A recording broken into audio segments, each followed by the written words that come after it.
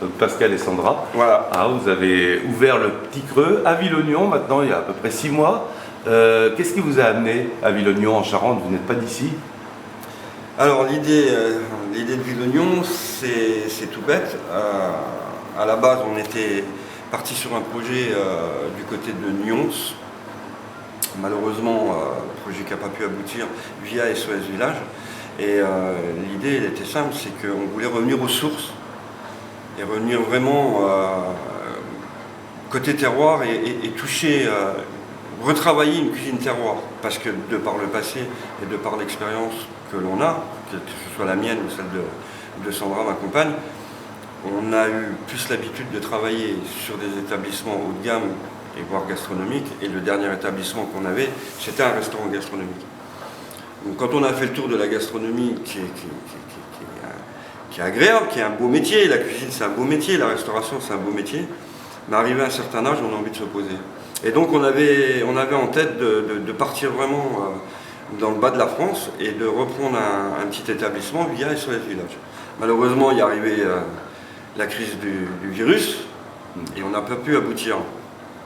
Et comme on avait un dossier qui était en cours, le groupe SOS, donc 1000 cafés, a mis la main sur notre dossier, nous a contactés et nous a proposé donc un établissement à reprendre.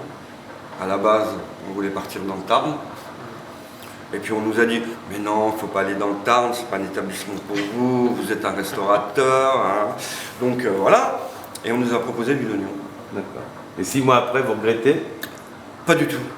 Pas du tout. On n'a aucun regret pour la simple et bonne raison, c'est qu'on est dans un village qui est super en soi, qui mérite d'être visité parce que ça a été, on peut dire, ça a été redynamisé. C'est vraiment, quand on arrive, nous quand on est arrivé, on a cru être dans le sud, mais dans le sud de la France, pas dans le sud du centre.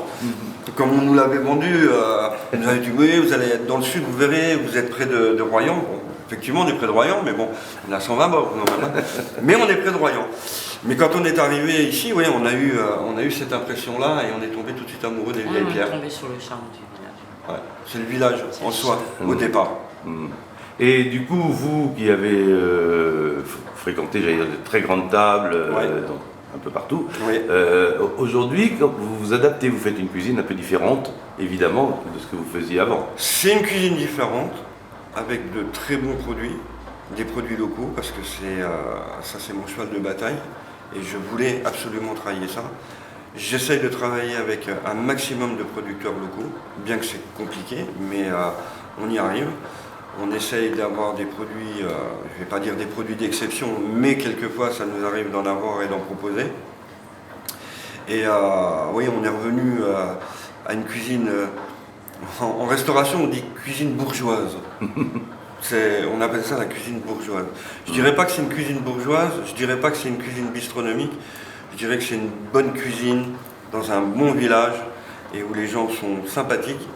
Et où on peut se faire plaisir parce que les producteurs qu'il y a autour, ils nous offrent quand même des produits, vraiment des produits exceptionnels. Il faut dire les choses comme elles sont, que ce soit au niveau des viandes, au niveau des volailles, au niveau des légumes. Et puis voilà, on a des gens qui nous suivent, des producteurs qui jouent le jeu. Et franchement, on ne pensait pas que ce serait comme ça, la Charente. Parce qu'on nous a dit, ouais, tu verras, le Charentier.